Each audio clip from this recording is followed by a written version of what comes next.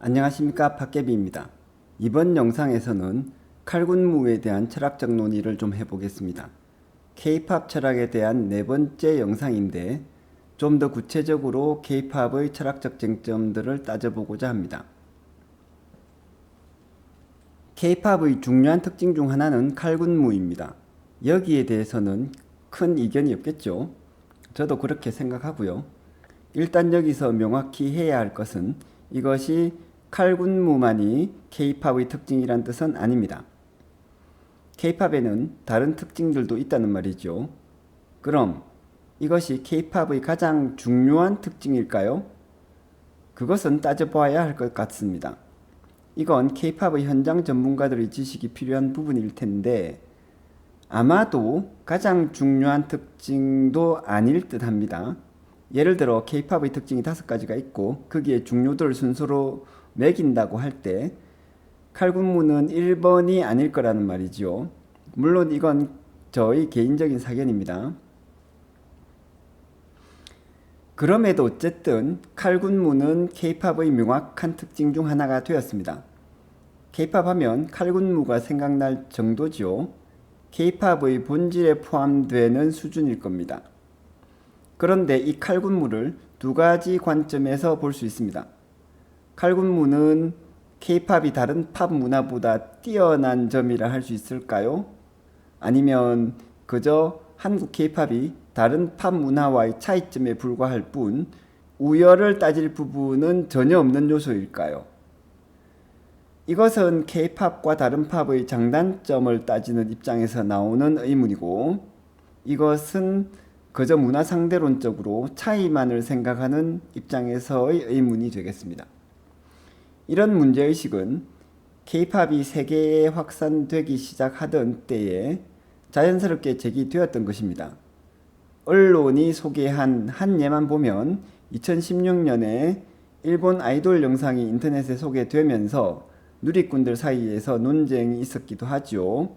한쪽에서는 일본에서 칼군무는 촌스럽다는 인식이 있다 라고 지적하거나 칼군무보다 느슨한 것이 더 낫다는 입장을 펼쳤고 다른 한쪽에서는 일본 아이돌은 칼군무를 안 하는 것이 아니라 그저 못하는 것이다. 일본 아이돌처럼 춘다면 나도 할 수 있다 등의 의견을 내놓았습니다. 그로부터 시간이 많이 지났지만 이에 대한 답을 한번 생각해 볼 필요가 있습니다. 이에 대한 제 생각을 말씀드리자면 칼군무는 그저 다른 특징이 아니라 더 나은 특징이라는 것입니다. 즉 이쪽이 옳다는 것이 제 생각입니다.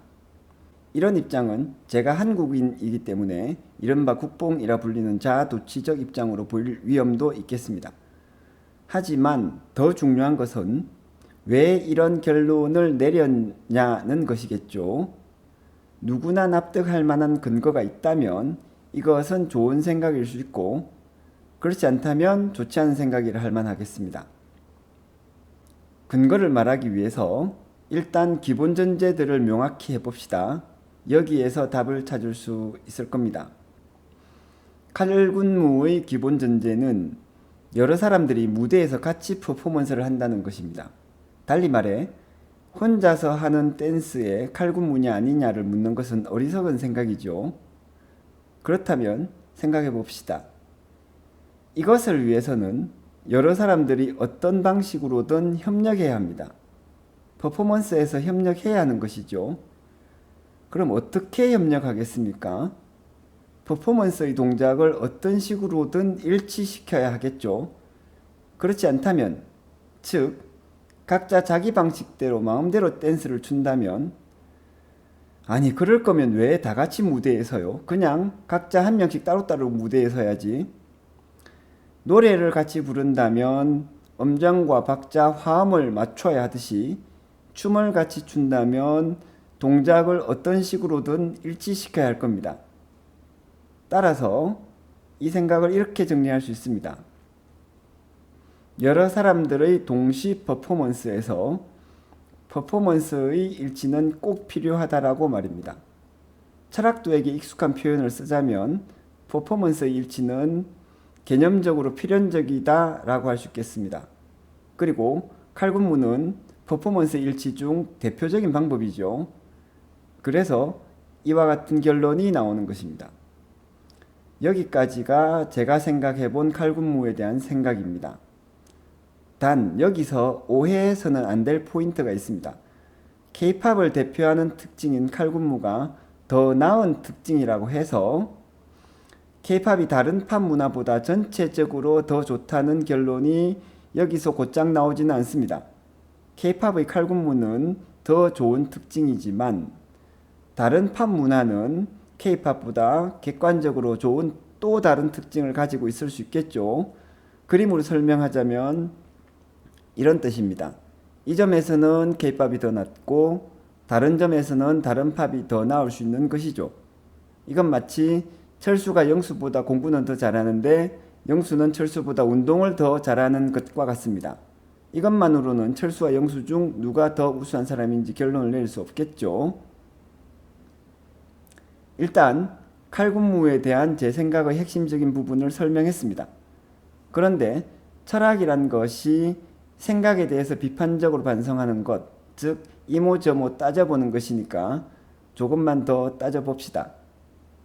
첫째, 만약 일치가 아닌 다른 방식으로 여러 사람들이 협력적인 퍼포먼스를 하는 방법이 있다면 저희 주장은 설득력이 적어지게 될 것입니다. 둘째, 여러 사람의 동시 공연의 의미에서 퍼포먼스의 협력을 뺄 수 있는가? 좀 더 쉽게 말해 여러 사람들이 퍼포먼스에서 전혀 협력할 의도는 없으면서 이들이 동시에 무대에서 같이 퍼포먼스를 하는 것이 의미 있을 수 있는가 하는 것입니다. 그런 의미가 있을 수 있을 때에도 저희 주장은 설득력이 줄어들게 되겠죠. 이 문제는 여기에 관련되고 또 이 문제는 그보다 논리적으로 앞선 대목인 여기에 관련됩니다. 이런 부분까지 세세하게 따지는 것이 철학을 전공하지 않은 분들에게는 좀 까다롭고 불필요해 보일 수 있겠는데요. 그래도 K-팝 철학이 빈틈없는 논리를 가져야 할 테니까 이런 부분도 이해해 주시면 좋겠습니다. 지금까지 칼군무의 의미에 대해서 간단히 철학적으로 생각해 보았습니다. 이것조차도 그 전후의 전제들을 고찰하자면 또 다른 많은 논의가 뒤따를 겁니다. 나름대로는 K-팝에 대한 철학적 논의가 있어야 한다면 이런 논의도 의미가 있지 않을까 생각해 봅니다. 이 영상이 재미있으셨다면 좋아요와 구독 버튼을 부탁드립니다. 감사합니다.